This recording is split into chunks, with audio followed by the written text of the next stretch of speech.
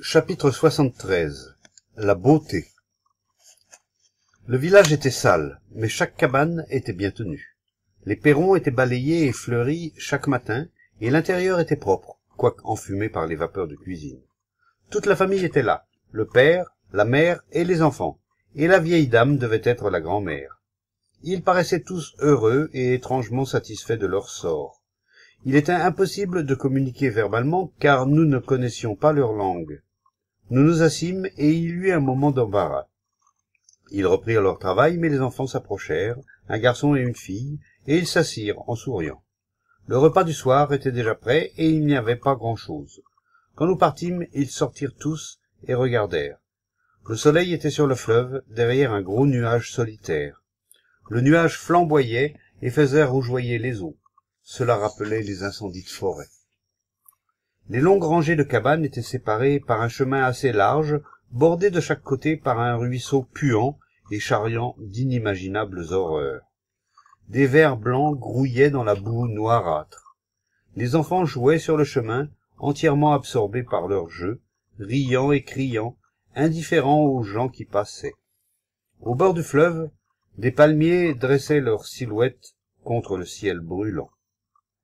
Des porcs, des chèvres et des vaches vagabondaient entre les cabanes, et les enfants les chassaient lorsqu'ils devenaient trop importuns.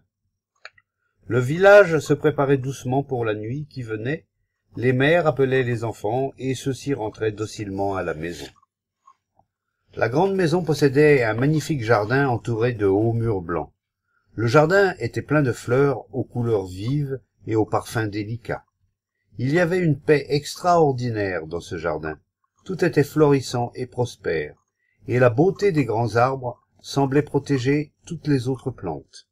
La fontaine devait être le paradis des oiseaux, mais maintenant elle chantait pour elle-même, seule et sans que rien vînt la troubler. Tout se repliait sur soi-même et attendait la nuit. Elle était danseuse. Elle n'en faisait pas sa profession, mais elle avait choisi ce métier par goût. Certains la considéraient comme une excellente danseuse. Elle devait être fière de son art, car il y avait chez elle une sorte d'arrogance, non seulement l'arrogance de ceux qui sont arrivés, mais qui lui venait d'une sorte de reconnaissance intérieure de sa propre valeur spirituelle. De même qu'une autre aurait été satisfaite du succès qu'elle rencontrait, elle éprouvait la satisfaction de ceux qui considèrent qu'ils sont avancés dans le domaine spirituel. Le progrès de l'esprit est une illusion imposée au moi, mais c'est une illusion très agréable. Elle portait des bijoux et ses ongles étaient rouges. Ses lèvres étaient peintes et de la teinte appropriée. Elle ne se contentait pas de danser, elle faisait aussi des conférences sur l'art, la beauté et la réalisation spirituelle. La vanité et l'ambition se lisaient sur son visage. Elle voulait être connue à la fois sur le plan spirituel et en tant qu'artiste, et maintenant, le spirituel prenait le pas. Elle dit qu'elle n'avait aucun problème personnel, mais qu'elle aurait aimé parler de la beauté et de l'esprit. Elle ne se souciait pas des problèmes personnels qui sont tous plus ou moins stupides. Elle s'intéressait à des questions plus profondes. Qu'est-ce que la beauté? Est-elle intérieure ou extérieure? Est-elle subjective ou objective, ou une combinaison des deux? Elle était très assurée sur son terrain, et l'assurance est la négation du beau. Être certain, c'est être enfermé en soi-même, c'est être invulnérable. Si l'on n'est pas ouvert, comment la sensibilité peut-elle se faire jour? Qu'est-ce que la beauté? Désirez-vous une définition, une formule, ou désirez-vous simplement avoir un avis? Mais ne doit-on pas avoir un instrument de recherche? Sans connaissance, sans explication, comment peut-on avancer? Nous devons savoir où nous allons avant de nous mettre en route. Les connaissances n'empêchent-elles pas la recherche? Si vous savez, comment peut-il y avoir recherche? Le mot connaissance n'indique-t-il pas un état où toute recherche a cessé? Savoir n'est pas chercher. Ainsi, tout ce que vous demandez, c'est une conclusion, une définition. La beauté peut-elle se mesurer? La beauté peut-elle se comparer à quelque chose de connu ou à un modèle imaginaire? La beauté est-elle une abstraction sans support? La beauté est-elle exclusive, et ce qui est exclusif peut-il être intégré? L'extérieur peut-il être beau sans la liberté intérieure? La beauté est-elle une décoration, un ornement? le déploiement extérieur de la beauté est-il une preuve de sensibilité? Que cherchez-vous donc? Une combinaison de l'extérieur et de l'intérieur? Comment peut-il y avoir une beauté extérieure sans la participation de l'intérieur? De quel côté mettez-vous l'accent? J'attache une égale importance aux deux aspects de la beauté.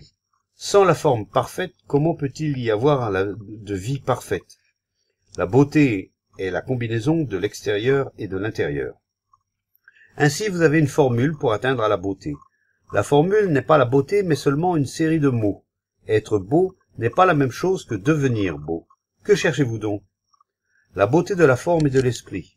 Une fleur parfaite a besoin d'un beau vase. Peut-il y avoir une harmonie intérieure et ainsi peut-être une harmonie extérieure sans la sensibilité? La sensibilité n'est-elle pas essentielle pour percevoir le laid ou le beau? La beauté est-elle le refus de la laideur? Oui, naturellement. La vertu est-elle un refus, une résistance? S'il y a résistance, peut-il y avoir sensibilité?